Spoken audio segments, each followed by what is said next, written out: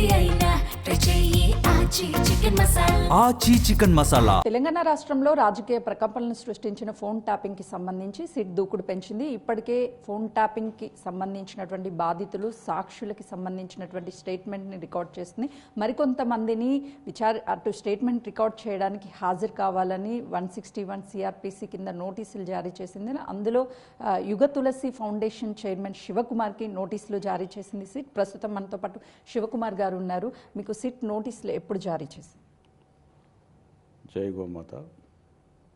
నిన్న సాయంత్రం సిట్కి సంబంధించినటువంటి అధికారులు ఫోన్ చేసి ఫోన్ ట్యాంపింగ్ కేసులో మీరు రావాలన్నప్పుడు మీరు మాకు ఏదైనా లిఖితపూర్వకంగా పంపిస్తే మేము వస్తామని చెప్తే వారు అప్పుడు మాకు నోటీస్ పంపించడం జరిగింది.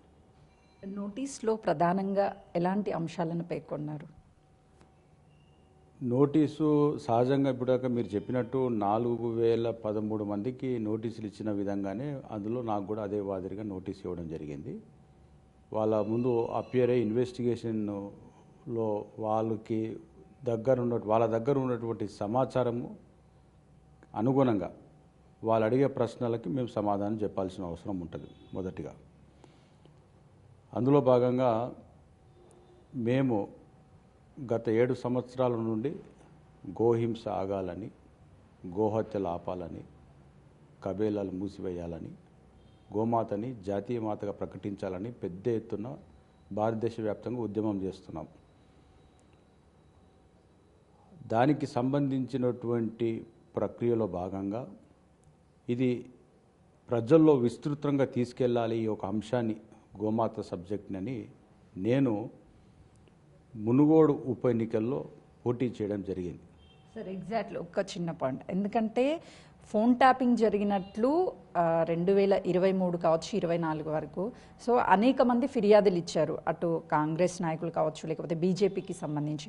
మీరేమన్నా ఫిర్యాదు చేశారా లేదంటే సిట్టే డైరెక్ట్గా మీ ఫోన్ ట్యాప్ జరిగిందని నోటీసులు జారీ చేసింది? నేను ఎవరికి ఫిర్యాదు చేయలేదు. నిన్న మొదటిసారి నాకు సిట్ అధికారులు నోటీస్ పంపించారు. 28వ తారీఖు మీరు ఉదయం 11 గంటలకు మా ఆఫీస్కి రమ్మన్నారు. వాళ్ళ దగ్గర ఏ సమాచారం ఉన్నది, నా ఫోను ఎప్పుడెప్పుడు ట్యాప్ అయింది, దానికి సంబంధించినటువంటి ప్రశ్నలు వాళ్ళ దగ్గర ఉన్నాయి, దాని తగ్గట్టుగా సమాధానాలు నా దగ్గర ఉన్నాయి. రేపు వెళ్ళినప్పుడు అక్కడ నేను అన్ని విషయాలు తెలియజేస్తా, తర్వాత మీడియాకు కూడా తెలియజేస్తా. ఖచ్చితంగా ఇది జరిగింది అంటే దానికి గల కారణాలు కూడా తెలియాల్సిన అవసరం ఉంది. కాబట్టి పూర్తి వివరాలు తెలుసుకున్నాక మనం మాట్లాడితే బాగుంటుందని నా ఆలోచన. 28వ తారీఖు ఉదయం 11 గంటలకు మనం అక్కడ కలుద్దాం.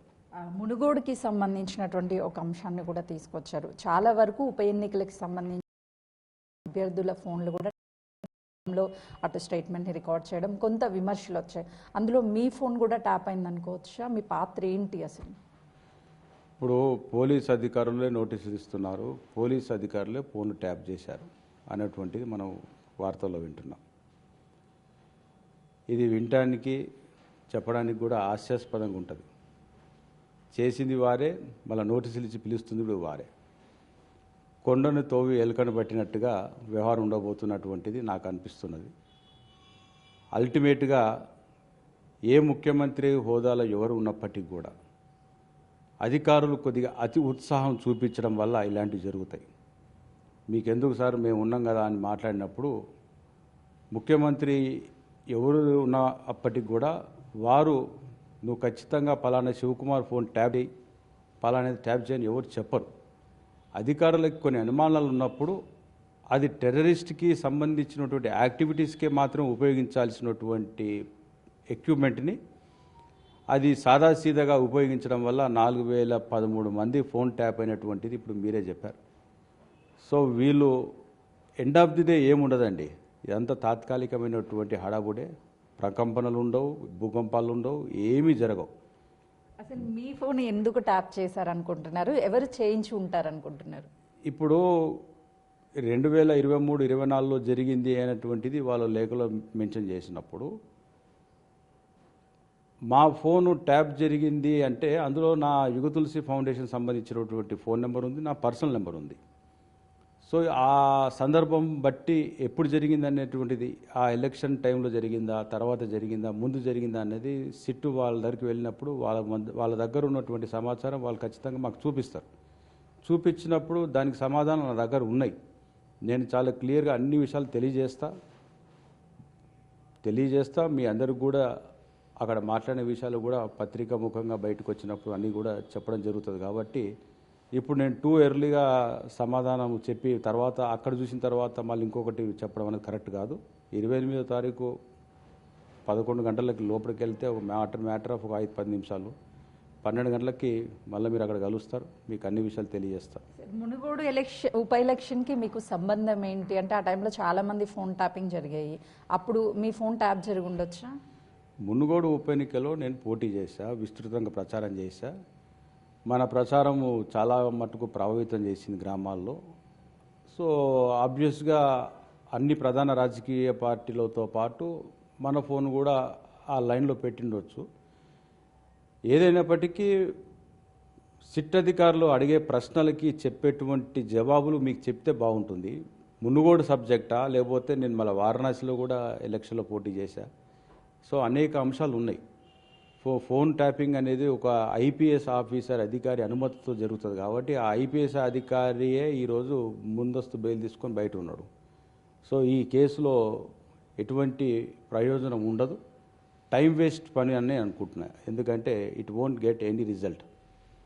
అందరూ సమాచారం తీసుకున్నప్పటికీ కూడా దీని నుంచి ఎటువంటి ప్రయోజనం ఉండదేమో అన్నటువంటిది నా ఆలోచన. ఎనీహౌ 28th రోజు నా ఫోన్ ట్యాపింగ్ జరిగింది అన్నప్పుడు నేను ఎలా స్పందించాలో నాకు బాగా తెలుసు.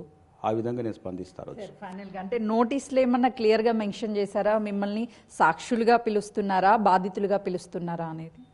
ఇన్వెస్టిగేషన్ ముందు మీరు అపియర్ కావాలి. ఎక్యువేటెడ్ అనేది ఒక చిన్న బోర్డు ఉన్నది. అంటే మీరు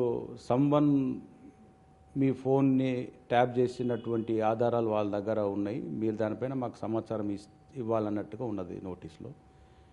సో నేను దానిపైన వాళ్ళ అధికారులను కలిసినాక స్పందించాలనుకున్నాను. మొదటిగా మీరే వచ్చారు, బిగ్ టీవీ వాళ్ళు, మీకు విషయం తెలియజేస్తున్నా. ఖచ్చితంగా ఆ రోజు అన్ని విషయాలు మాట్లాడతాము. మనకి మ్యాటర్ ఆఫ్ 24 అవర్సే కదా.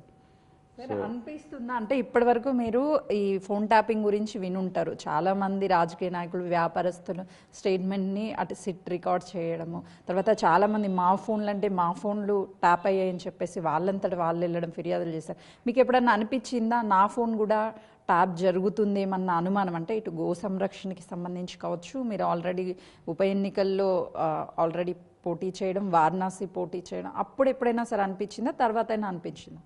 100% నాకు 2019 నుండే నాకు నా ఫోన్ ట్యాపింగ్లో ఉంటుందన్నటువంటి నాకు పూర్తి నమ్మకం ఉన్నది. అయినప్పటికీ కూడా నేను ఆధారపడాల్సిన అవసరం లేదు.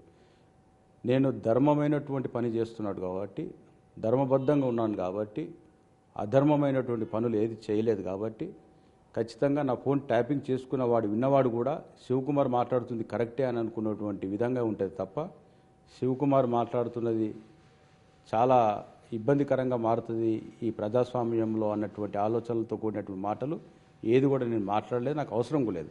నా సబ్జెక్టు కేవలం గోమాతకి రక్షణ జరగాలి. గో రక్షకులపైన అక్రమ కేసులు పెట్టి చాలా ఇబ్బంది గురి చేస్తున్నారు. తెలంగాణ రాష్ట్ర వ్యాప్తంగా గోవధని పూర్తి స్థాయిలో అరికట్టాలి. ఆంధ్రప్రదేశ్లో కూడా గోవధ జరగకూడదు అన్నటువంటిది నా ఆలోచన.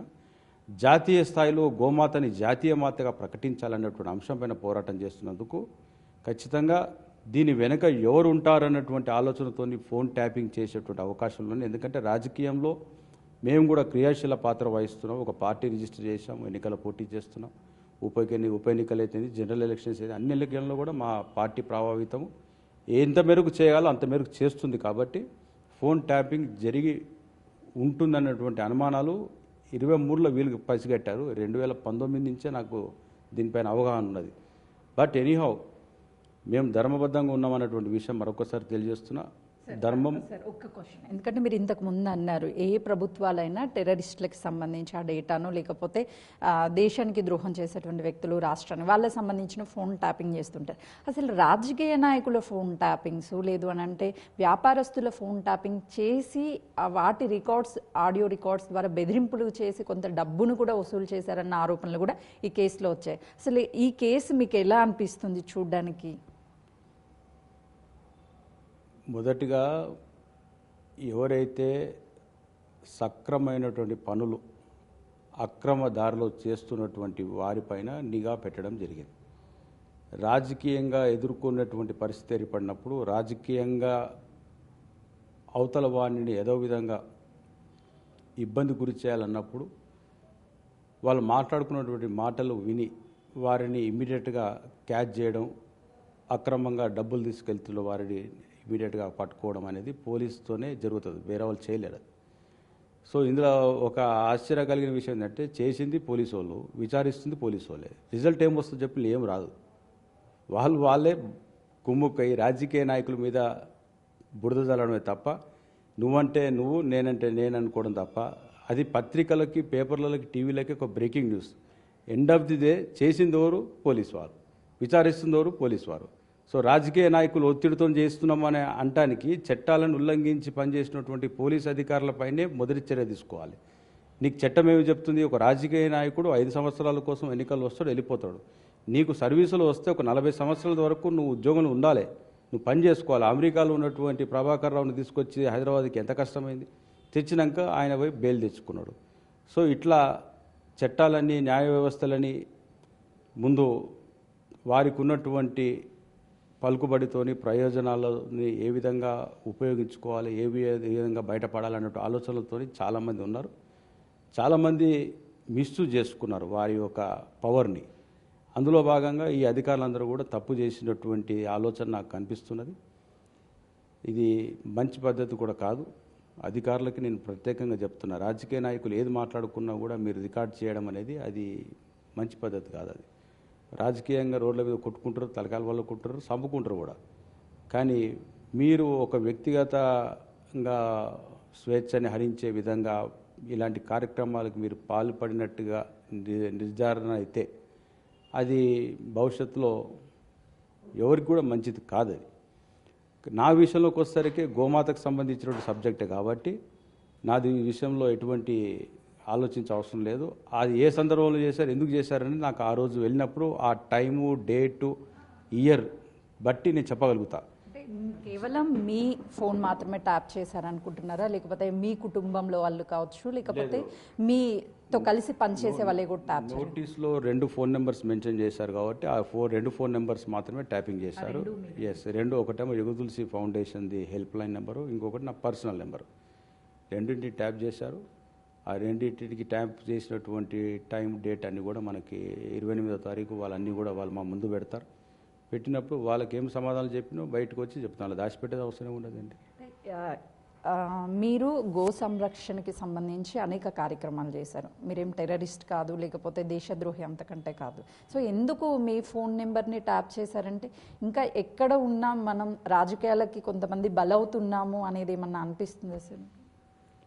ఇప్పుడు మేము గోవు మన జెండా, గోవే మా ఎజెండాగా పనిచేస్తున్నాం. ఆంధ్రప్రదేశ్లో, తెలంగాణలో, భారతదేశ వ్యాప్తంగా యుగతులసి ఫౌండేషన్ చేస్తున్నటువంటి పోరాటం, ఉద్యమం ప్రతి ఒక్కరికి తెలుసు. ఇందులో ఏం జరుగుతుందంటే మేము రాజకీయంగా ఈ ఒక సబ్జెక్టుని ఆ వేదికని ప్రచారంలో వాడుకోవాలి. గోహత్యలు జరుగుతున్నాయి, ఈ తప్పు జరుగుతుంది, ఓటర్ దగ్గరికి ఈ సబ్జెక్టుతో వెళుతున్నటువంటి ఏకైక పార్టీ యుగతులసి పార్టీ. యుగతులసి గోహంశం ఎత్తుకున్నందుకు, గోమాత సెంటిమెంట్ అయినటువంటి సబ్జెక్టు, ఖచ్చితంగా కొద్ది ఓట్ని కన్సోలిడేట్ చేసేటువంటి సబ్జెక్ట్ ఇది. ఇందులో ప్రతి రాజకీయ పార్టీకి ప్రతి ఓటు కూడా కీలకం. ఆ ఓటులో భాగంగా మా ఓటు మిస్ అవుతుంది, మాకు పడాల్సిన ఓటు కట్ అవుతుంది, గోవు కట్ అయినా పర్లేదు కానీ మాకు ఓటు కట్ కావద్దన్నటువంటి ఆలోచనతో రాజకీయ పార్టీలకి ఇబ్బంది కలుగుతున్నప్పుడు మనం చేస్తున్న యాక్టివిటీ మీద ఫోకస్ ఉంటుంది ప్రతి ఒక్కరికి. ఆ ఫోకస్లో భాగంగా ఈరోజు సిట్ అధికారులు ఏదైతే నోటీస్ ఇచ్చారో గతంలో మీ ఫోన్లో ట్యాప్ అయ్యా అని చెప్పడానికి నిదర్శనం. ఉండొచ్చు. ఇబ్బంది కలుగుతున్నప్పుడు ప్రతి ఒక్కరు ఫోన్ ట్యాప్ చేస్తానికి ఆస్కారాన్ని వాళ్ళకు ఉన్నటువంటి పరిధిని దాటి చేయకూడని పనులు చేసినప్పుడు ఇలాంటి పర్యావసాలు ఎదుర్కోవాల్సి వస్తుంది. చాలా మంది ఫోన్ ట్యాపింగ్ జరిగినటువంటి లీడర్స్ డైరెక్ట్ కేటీఆర్ చేయించాడను, హరీష్ చేయించాడను, లేకపోతే మాజీ ముఖ్యమంత్రి కేసీఆర్ చేయించారని అని చెప్పేసి అనేక మీడియా వేదికలుగా చెప్పారు.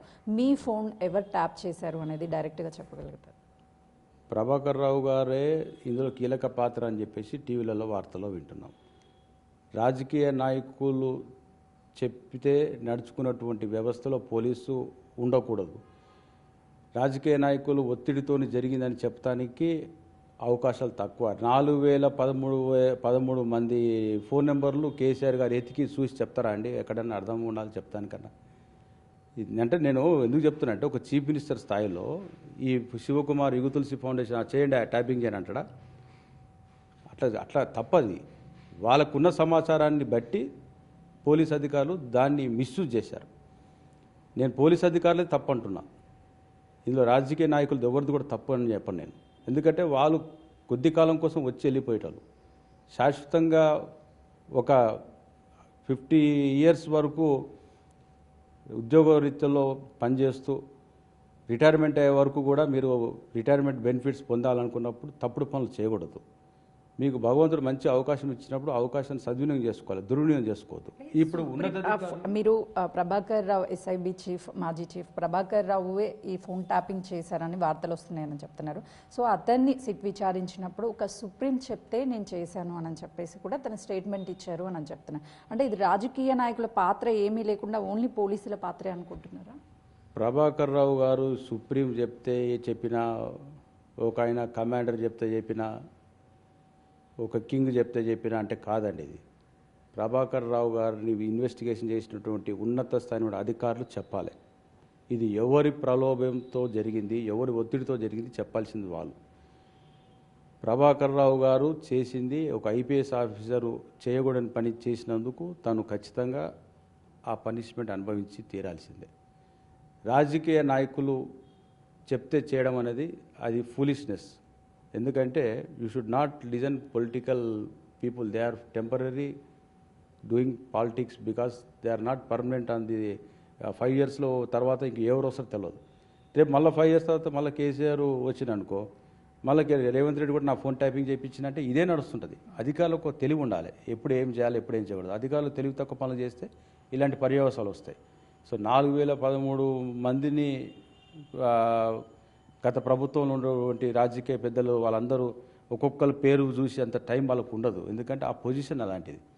సో లెటస్ సి 28th రోజు సిట్ అధికారుల ముందు కూర్చున్నప్పుడు వాళ్ళు ఎవరి పేర్లు చెప్తారు, ఎవరు చేసి ఉండొచ్చు అనేటువంటి అనుమానాలు వాళ్ళు చెప్తే దాని దగ్గర నా దగ్గర సమాధానం ఉన్నది, సమాధానం లేకుండా లేదు. ఫైనల్గా ఫోన్ ట్యాపింగ్కి సంబంధించి సో పోలీసుల ఇన్వెస్టిగేషన్ కావచ్చు, రాజకీయ నాయకుల ప్రమేయం కావచ్చు, ఈ కేసు ఎలా మలుపు తిరుగుతుంది అంటున్నారు. ఫైనల్గా ఏం తెలుస్తారని మీరు అనుకుంటున్నారు? ఫైనల్గా ఏమి జరగదు, సున్నా. ఎండ్ ఆఫ్ ది డే అధికారుల టైం వేస్ట్ తప్ప. నేను చెప్పాను కదా, రికార్డు చేసింది పోలీసు వాళ్ళు, విచారణ చేస్తుంది పోలీసు వాళ్ళు. సో వీళ్ళు ఏమి ఉండదు, మ్యాటర్లో సున్నా ఉంటుంది. కొంతమంది అరెస్ట్ అయినరు, బెయిల్ వచ్చేసింది, బయటకు వచ్చేసిండ్రు. ప్రభాకర్ రావు గారు అరెస్ట్ కాకముందే ముందస్తు బెయిల్ తెచ్చుకుని హ్యాపీగా బయట తిరుగుతున్నాడు. సో ఇందులో ఎవరికి ఎటువంటి ప్రయోజనం ఉండదు. కేవలం టీవీలలో రేవంత్ రెడ్డి గట్టి మాట్లాడడానికి పనికొస్తుంది. ఇటు పక్కన దాన్ని ఆ మాటల్ని మాట్లాడినటువంటి మాటల్ని ఖండిస్తానికి ఇటువైపు మన ప్రతిపక్షానికి పనికొచ్చాడు తప్ప ఇందులో ఒరిగేది ఏమి లేదు. కొండను తోవి ఎలుకను పెట్టినట్టుగా ఉంటుంది last end of the day. ఇలా ఎవ్వరికి ఎటువంటి ఇబ్బంది ఉండదు. నేను హాజరవుతానని వారికి చెప్పాను, నేను హాజరవుతాను. మళ్ళీ మీరు అది కలుస్తారు, బయటకు వచ్చి మీకు అన్ని కొత్త విషయాలు చెప్తాను ఆ రోజు. జై గోమాత. ఫోన్ ట్యాపింగ్కి సంబంధించి ఫోన్ ట్యాపింగ్ చేసింది పోలీసులు, నేడు సిట్ అని ఒక కమిటీ వేసి విచారిస్తుంది పోలీసులు. ఫోన్ ట్యాపింగ్ వల్ల పెద్దగా ఒరిగేది ఏమీ లేదు.